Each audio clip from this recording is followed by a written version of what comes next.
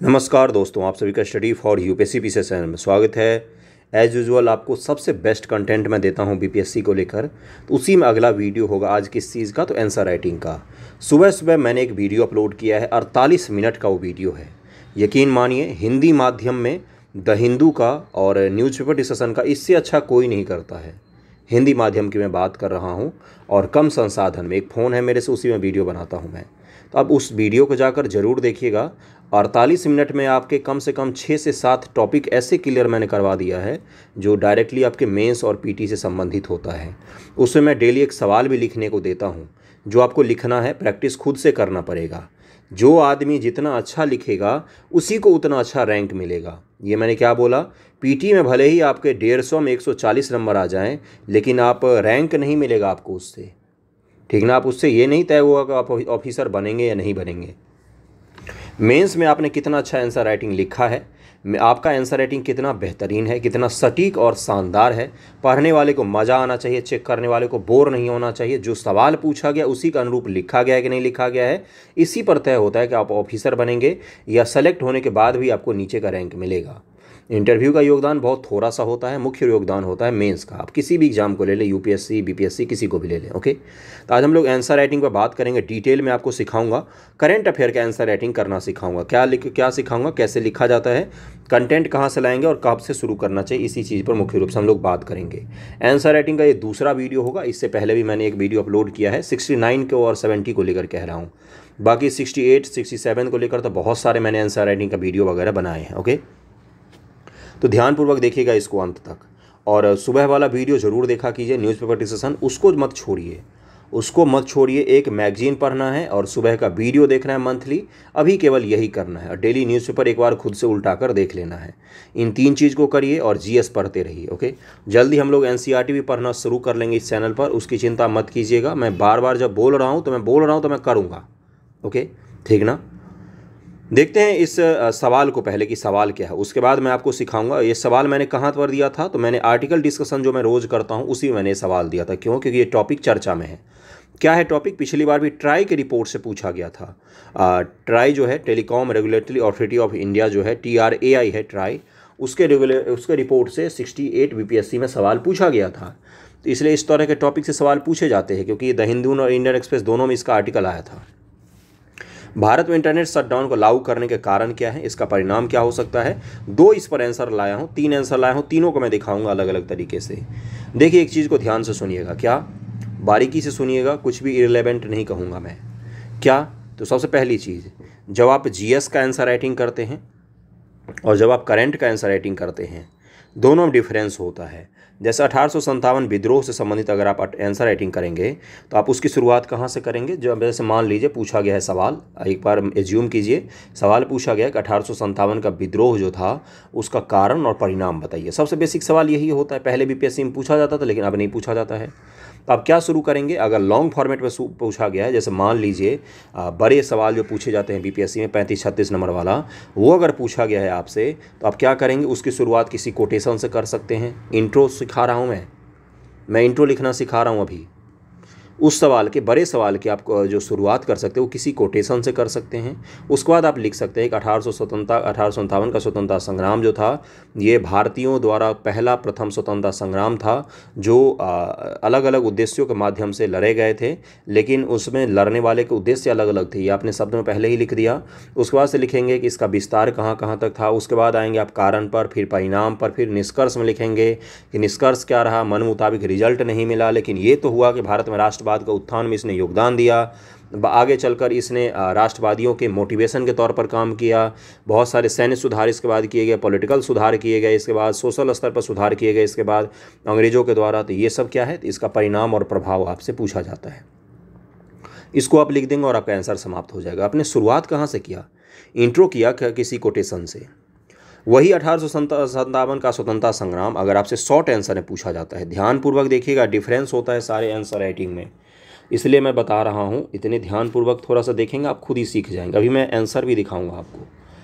अब short answer में पूछा गया है, जैसे मान लीजिए, जैसे 10 नंबर में सवाल पूछा गया है, आपसे पूछा गया कि 1857 का कारण क्या था, परिणाम क्या है। आप इसका इंट्रो लिखेंगे कि पहली बार विनायक दामोदर सावरकर के द्वारा 1857 के जो विद्रोह था उसको स्वतंत्रता संग्राम की संज्ञा दी गई थी। ये इंट्रो खत्म हो गया। उसके बाद आप बनाएंगे कारण। उसके बाद से कारण बनाकर ऐसे लकीर खींचेंगे, पहला कारण, दूसरा कारण, तीसरा कारण, चौथा कारण, पांचवा कारण, छठा कारण। या कारण को भी सब डिवाइड कर सकते हैं आप, जैसे सांस्कृतिक कारण और पॉलिटिकल कारण कौन से थे, आर्थिक कारण कौन से थे, सामाजिक कारण कौन से थे, उसको लिखेंगे। और फिर आप लिखेंगे क्या, फिर दूसरा हेडिंग बनाएंगे आप परिणाम। परिणाम को आप क्या करेंगे, सब डिवीजन में फिर बांट देंगे कि भाई आर्थिक परिणाम क्या हुआ, राजनीतिक परिणाम क्या हुआ, सैन्य परिणाम इसका क्या हुआ। और उसके बाद से ये आंसर आपका समाप्त हो जाएगा। निष्कर्ष में क्या लिखेंगे, 1857 का स्वतंत्रता संग्राम है वो भारतीय राष्ट्रवाद के उत्थान में एक प्रमुख मोड़ साबित हुआ। बस खत्म हो गया ये सवाल। शॉर्ट आंसर कैसे हमने लिखा, लॉन्ग आंसर हमने कैसे लिखा, दोनों में बहुत अंतर था। लॉन्ग आंसर की शुरुआत कहाँ से की गई थी, तो कोटेशन से शुरू किया था। और एंड कहाँ पर किया, तो डिटेल में 1857 का स्वतंत्रता संग्राम लिखने के बाद एंड किया है। ये किसका हो गया, ये मैंने जीएस का एक उदाहरण दिया। इसी प्रकार से पॉलिटी में भी होता है, इसी प्रकार से अलग अलग चीज़ों में भी होता है, ज्योग्राफी वगैरह में भी। ज्योग्राफी में तो थोड़ा सा टर्मिनोलॉजी का समस्या हो जाता है, लेकिन करंट अफेयर के जो सवाल लिखे जाते हैं वो थोड़े से डिफरेंट तरीके से लिखे जाते हैं। क्योंकि उसकी शुरुआत अलग तरीके से की जाती है। किस तरीके से की जाती है, जैसे मान लीजिए आज आपसे पूछा जाए कि भारत में महिला आरक्षण को लेकर, जैसे सवाल पूछा गया कि भारत में महिला आरक्षण को लेकर जो महिला आरक्षण के संबंधी में क्या बोलते हैं उसको, पक्ष और विपक्ष दोनों को लिखिए। महिला आरक्षण का पक्ष और विपक्ष लिखिए, ये सवाल पूछा गया। मान लीजिए आज के दौर में पूछा जाता है, इसका आप इंट्रो क्या लिखेंगे, क्या इतिहास में घुसेंगे, क्या करंट का सवाल अगर पूछा जाता है तो क्या इतिहास से शुरू करेंगे, नहीं। लॉन्ग फॉर्मेट में पूछा जाए चाहे शॉर्ट फॉर्मेट में पूछा जाए, जब भी करंट अफेयर का सवाल पूछा जाता है रिलेट करके, तो सबसे पहले उसके इंट्रो में लिखना पड़ता है। क्या लिखेंगे आप, सबसे पहले जो पढ़ने वाले को लगे कि हाँ ये जानता है, सबसे पहले लिखना होता है कि हाल ही में हमारे संसद के द्वारा महिला आरक्षण का बिल पारित किया गया है। उसके बाद से महिला आरक्षण जो है वो चर्चा में बना हुआ है। उसके बाद आप उसका हिस्ट्री लिखिए, अगर लॉन्ग फॉर्मेट में है तो इतिहास में जाइए कि इतिहास में क्या उसका रहा है, किन किन देशों में दुनिया में दिया गया है महिला आरक्षण। उसके बाद आप उसका पक्ष लिखेंगे, फिर आप उसका विपक्ष लिखेंगे। और अगर शॉर्ट में पूछा गया है तो क्या लिखेंगे आप इंट्रो में, हाल ही में संसद द्वारा महिला आरक्षण का एक्ट पारित किया गया है जो अगले परिसीमन और जनगणना के बाद उसको लागू किया जाएगा। ये आप इंट्रो लिखेंगे। उसके बाद से महिला आरक्षण के पक्ष में तर्क देंगे कि हाँ इससे क्या क्या बेनिफिट हो सकता है, और महिला आरक्षण के विपक्ष में फिर तर्क देंगे और आपका आंसर समाप्त हो जाएगा। क्या आपने गौर किया जितना देर जो मैंने बोला कि इंट्रो जो होता है वो करंट का अलग होता है। जब भी कोई इशू पूछा जाता है आपको करंट से संबंधित, जैसे अभी इंटरनेट शटडाउन मैंने पूछा है, तो इंटरनेट शटडाउन के बारे में आपको झट से सबसे पहले इंट्रो में क्या लिखना पड़ेगा कि हाल ही में मणिपुर में भारत का दूसरा सबसे बड़ा इंटरनेट शटडाउन को लागू किया गया था। कब लागू किया गया था, तो मई से लेकर अक्टूबर महीने तक लागू किया गया था, सितंबर तक। अब उसको समाप्त किया गया है। 143 दिन का इंटरनेट शटडाउन, ये दूसरा भारत का सबसे लंबा इंटरनेट शटडाउन है। इससे पहले जम्मू कश्मीर में 2019 ईस्वी के बाद लगभग में 5 से 6 महीने के लिए इंटरनेट को शटडाउन किया गया था। तो ये आपको लिखना पड़ेगा कि हाल ही में मणिपुर में 143 दिन से चले आ रहे इंटरनेट शटडाउन को समाप्त किया गया है। उसके बाद से ये टॉपिक जो है वो चर्चा में है, और उसके बाद आप इसके पक्ष विपक्ष, मूल अधिकार, इसका कैसे फैसला लिया जाता है, जो भी सवाल मांग कर रहा है उसको आप लिखेंगे। ये क्या होता है, करंट अफेयर के सवाल को शुरू करने का एक तरीका होता है। आंसर मैं दिखाता हूँ। देखिए क्या था सवाल, मैंने सवाल दिया था कि भारत में इंटरनेट शटडाउन को लागू करने के कारण क्या हैं, उसका परिणाम क्या हो सकता है, और उसके समाधान क्या है। कि इंटरनेट शटडाउन लागू ना करना पड़े उसके क्या समाधान हो सकते हैं। तो सबसे पहले क्या करना होता है, जब भी आप आंसर राइटिंग करते हैं तो सबसे पहले घेरना शुरू कीजिए। किसको, कीवर्ड्स को। रूम पर घेर सकते हैं, एग्जाम में भी क्वेश्चन पेपर में आप कर सकते हैं, इतना छूट होता है। क्या पूछा है, भारत में इंटरनेट शटडाउन को लागू करने के क्या कारण है, क्यों भारत में इंटरनेट शटडाउन लागू करना पड़ता है। सबसे पहला तो यही पूछा कारण, उसका परिणाम क्या हो सकता है और उसका समाधान क्या हो सकता है। मूल रूप से इसमें क्या है कि हमारे देश में 4 कीवर्ड हैं इसमें, इंटरनेट शटडाउन, कारण क्या है उसके, परिणाम क्या है और समाधान क्या हो सकता है, यही है कीवर्ड। अब देखिए यहाँ पर क्या लिखा हुआ है, इन्होंने कहाँ शुरू कर दिया है कि ये किताबी भाषा हो गया। भारत में इंटरनेट शटडाउन, ये स्टूडेंट ने ग्रुप में डालते हैं, हमारा ग्रुप है एक, उसमें इंटरनेट शटडाउन के किसी विशिष्ट आबादी के लिए किसी विशेष स्थान पर इंटरनेट सेवा को अनुपयोगी बनाना है। क्या इनका इंट्रो गलत है, नहीं। आंसर राइटिंग कभी किसी का गलत या सही नहीं होता है, ये होता है कि उसका कितना हिस्सा रिलेवेंट है, कितना हिस्सा इरेलेवेंट है, और कितना हिस्सा आपने प्रभावित किया चेक करने वाले को। ओके, देखिए अब मैं आपको बताता हूँ। जो आंसर राइटिंग आप करते हैं वो आपको अच्छा नहीं करना होता है, क्या करना होता है, दूसरों से अच्छा करना होता है। रिजल्ट केवल आपका आंसर के आधार पर नहीं आएगा, इस आधार पर आता है कि दूसरे ने कितना अच्छा उस आंसर को लिखा था। यानी कि अगर आपका पीटी में 60 नंबर आ रहा है तो कोई ख़राब चीज़ नहीं है, ये मायने रखता है कि दूसरे कितने नंबर आ रहे हैं। यानी कि कंपटीशन में क्या होता है कि आपने जो लिखा है वो सही है गलत वो मायने नहीं रखता, दूसरे ने कितना अच्छा लिखा है ये मायने रखता है। तो आप अपना बेस्ट तो देकर आएंगे। इनको यहाँ से शुरुआत करना चाहिए था हाल ही में, जिससे ये पता चलता चेक करने वाले को उसने सवाल ये पूछा क्यों है इंटरनेट शटडाउन के बारे में। इसलिए पूछा होगा ना कि कोई चीज़ चर्चा में रहा होगा। आप इमेजिन कीजिए आप क्वेश्चन सेट करने वाले हैं और आपने ये सवाल पूछा है और आपने सुबह सुबह ही न्यूज़पेपर में पढ़ा था कि इंटरनेट शटडाउन हटाया गया है, तो आप ये एक्सपेक्ट करेंगे कि उस आंसर में उस चीज़ का जिक्र किया जाए, कहीं भी नहीं किया गया है इसमें। यानी कि इस सवाल किस परिप्रेक्ष्य में पूछा गया है वो इनको नहीं पता है, समझ रहे हैं, या तो वो इस आंसर में मिसिंग है। तो ये मैं क्या बता रहा हूँ, ये करंट में बहुत ज़्यादा मायने रखता है कि आप किस तरह से रिलेट कर रहे हैं अपने आंसर को। शुरुआत इनको करना चाहिए था। हाल ही में मणिपुर में इंटरनेट शटडाउन जो 143 दिनों से लगाया गया था उसको हटाया गया है। उसके बाद से भारत में इंटरनेट शटडाउन को लेकर जो भी चीज़ें हैं वो चर्चा में आ गई हैं। इतना आपको शुरुआत करना चाहिए था। क्या ये आंसर गलत है? नहीं, गलत नहीं है, इसमें सुधार थोड़ा सा और करना चाहिए। ये नहीं मायने रखता है कि ये आंसर सही है या गलत, इन्होंने प्रयास बहुत अच्छा किया है, ये चीज़ मानना पड़ेगा आपको, ओके। और गलत नहीं लिखा है, बहुत सारे बच्चे इस लेवल के भी आंसर नहीं लिख सकते, आप लिखने की कोशिश कीजिएगा, ओके। देखिए यहाँ पर क्या लिखा है, इससे मोबाइल इंटरनेट ब्रॉडबैंड इंटरनेट दोनों सेवाओं को प्रभावित करता है। जो मैंने पढ़ाया था वही लाइन इन्होंने सेम टू सेम लिखा है, अपनी भाषा में भी लिखने की कोशिश कर सकते हैं। इंटरनेट शटडाउन में भारत विश्व में प्रथम स्थान पर है। अमेरिका कि एक्सेस नाउ में एक रिपोर्ट के अनुसार 50% इंटरनेट शटडाउन किया गया। अमेरिका का एक्सेस नाउ का दिया, ये इन्होंने बेहतरीन लिखा है, इसके लिए इनको काफ़ी अच्छे मार्क्स मिलेंगे। अमेरिका का एक्सेस नाउ है या अलग अलग जो संस्थाएं हैं दुनिया भर की, वर्ल्ड फ्रीडम है या देखिएगा रिपोर्टर विदाउट बॉर्डर है, बहुत सारी संस्थाएं हैं जो इंटरनेट से जुड़ी हुई चीज़ों पर बात करती है। तो किसी एक का रेफरेंस ज़रूर देना है।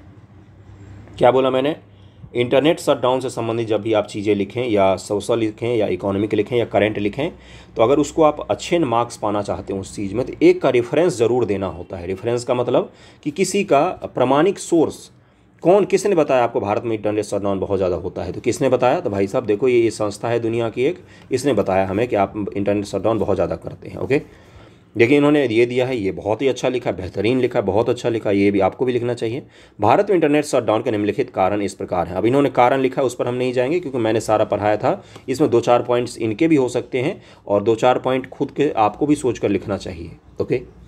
ये इन्होंने कारण लिखा, उसके बाद इन्होंने क्या लिखा, इंटरनेट शटडाउन के कुछ निम्न परिणाम भी सामने आते हैं। ठीक है, परिणाम भी इन्होंने बहुत अच्छा लिखा है, बहुत अच्छा लिखा है। और अच्छे से रिप्रेजेंट करना चाहें तो ये आपकी क्रिएटिविटी होती है कि आप किस प्रकार से रिप्रेजेंट करते हैं, ओके।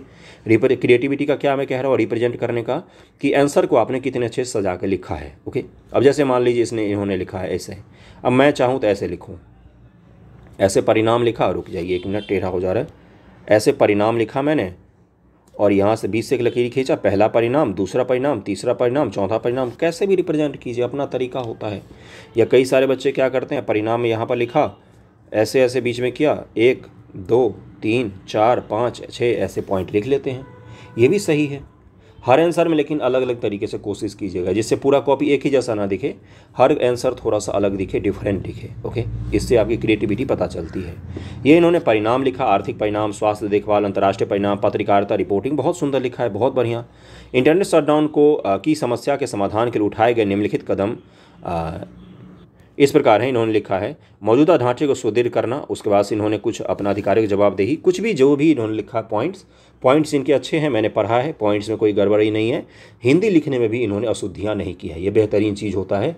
एक चीज़ ध्यान रखिएगा, हिंदी में अशुद्धियाँ अगर आप करते हैं, जैसे मैं भी करता हूँ, ये मेरी भी खराबी है। सबसे पहले खुद के अंदर झांकना चाहिए। बुरा जो देखन मैं चला, बुरा न मिलिया कोई, जब दिल खोजा अपना, मुझसे बुरा न कोई, वही वाला। तो सबसे पहले मैं अपना कह रहा हूँ कि मैं भी हिंदी लिखने में कई बार अशुद्धियाँ कर देता हूँ। तो अगर आप भी कर रहे हैं तो आप भी सुधार कीजिएगा इस चीज़ पर, ओके। कभी इसमें बुरा नहीं मानना चाहिए, जो आपकी गलती है वो सबके सामने स्वीकार करना चाहिए, तभी आप उसमें सुधार कर पाते हैं। अगर हिंदी लिखने में आप अशुद्धि कर रहे हैं या आपकी जो लेखन शैली है, देखिए मैं सुंदर और अच्छा लिखने पर नहीं जा रहा हूँ, पठनीय मैं कह रहा हूँ। अगर पठनीय नहीं है आपका लेखन तब वहाँ पर दिक्कत आती है। ये आप इमेजिन कीजिए, मैं बहुत सारे पहले कॉपी चेक करता था, अभी नहीं करता हूँ, कि एक कॉपी आपके पास आया जो सुंदर लिखा हुआ है, पठनीय है, और एक कॉपी आया आपके पास जिसका कंटेंट तो बहुत अच्छा है लेकिन आप उसको पढ़ नहीं पा रहे हैं, आप किसको ज़्यादा मार्क्स देंगे?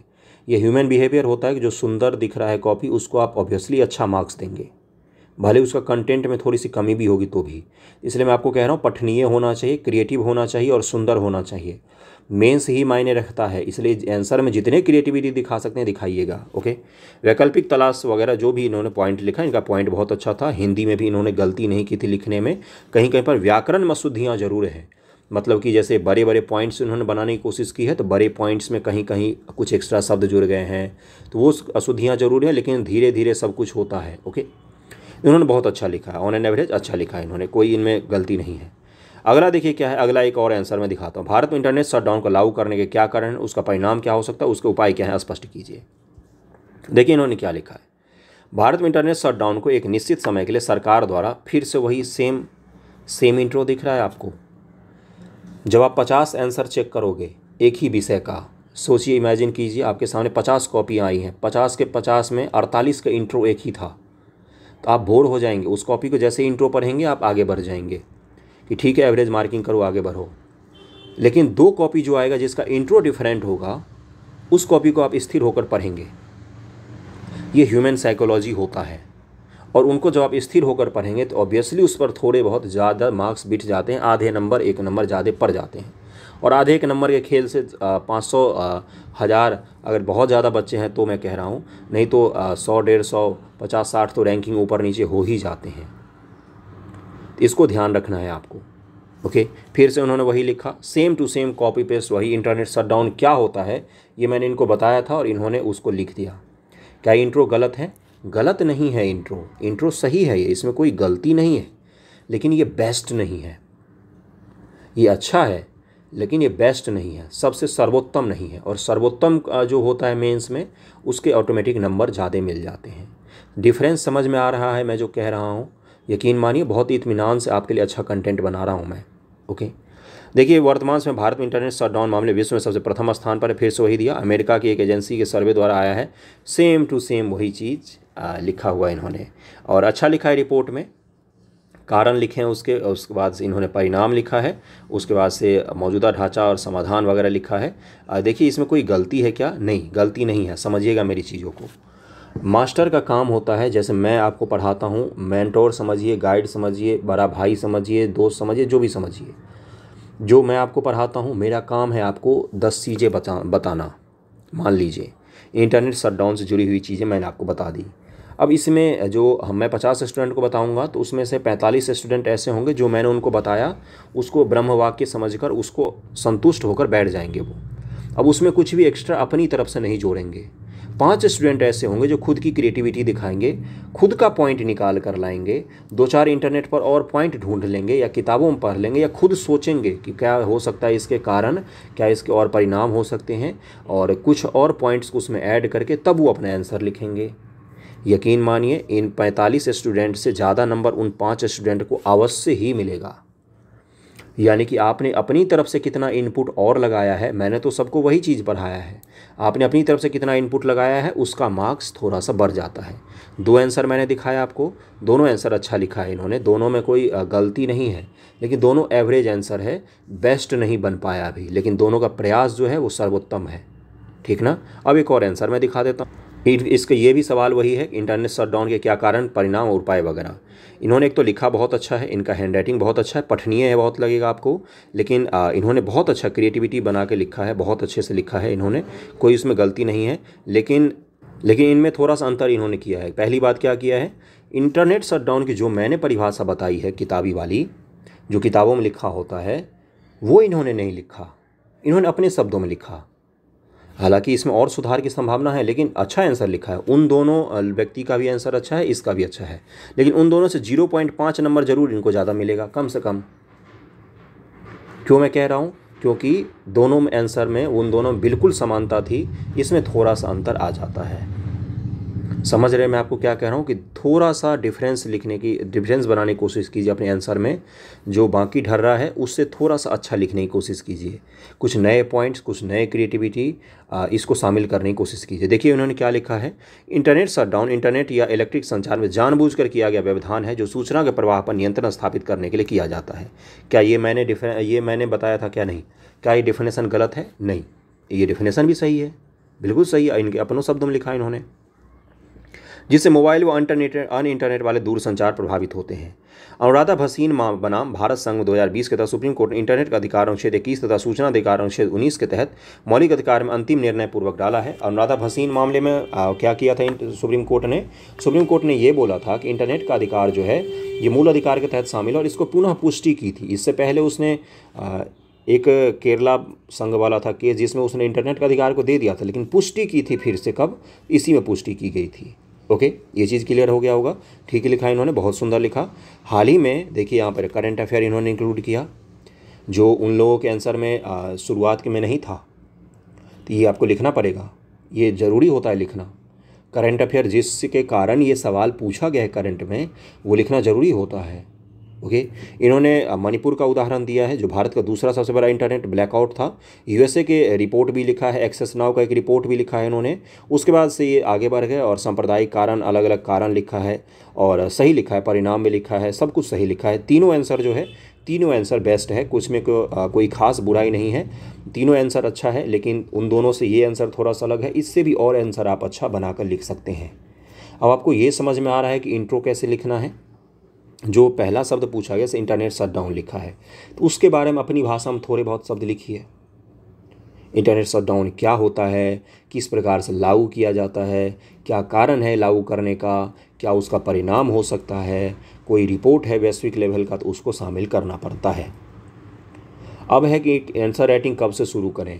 पहले दिन से आप आंसर राइटिंग शुरू कर सकते हैं। जैसे मान लीजिए पहले दिन आप बैठे किताब लेकर पढ़ने, और सबसे पहला चैप्टर, जो लोग सामान्य तौर पर मान लीजिए इतिहास पढ़ना शुरू किया, और सबसे पहला चैप्टर आपने पढ़ा भारत में राष्ट्रवाद का उत्थान। मान लीजिए राष्ट्रवाद का मतलब होता है कि भारत में भारतीय एक देश है, ये भावना कैसे जागी, इसका उत्थान पढ़ना था। अब उसके कारण क्या होते हैं, तो किताब में स्पष्ट लिखा होता है कि ये कारण है, ये परिणाम है। तो उसको लिखने की एक बार खुद के शब्दों में कोशिश कीजिएगा। तो ये आज मैंने इंट्रो लिखना सिखाया है आपको, और एक आंसर कैसे डिफरेंस होता है, करंट के आंसर जीएस के आंसर से कैसे अलग होता है, ये मैंने आपको सिखाने की कोशिश की है। इसको आगे करने की कोशिश कीजिएगा कि हाँ मेरा भी आंसर जो है वो रिलेवेंट हो, जिस भी इशू से संबंधित है उस इशू की चर्चा इंट्रो में ज़रूर कीजिए, तभी आप आगे बढ़ सकते हैं। ओके, तो आज के वीडियो यहीं तक रखते हैं। 22 मिनट में मैंने कोशिश पूरी की है कि आपको सिखाऊं। पोस्टमार्टम किया इन आंसर का, जिन जिन लोगों ने आंसर लिखा है, आप काबिल तारीफ़ काम कर रहे हैं। ऐसे ही प्रयास करते रहिए, एक दिन बेस्ट लेवल पर भी आप पहुंच जाएंगे। Okay, thank you so much आप सभी का वीडियो देखने के लिए। कैसा लगा है ये कमेंट करके मुझे ज़रूर बताइएगा। अच्छा लगता है आपका कमेंट पढ़कर। Thank you so much.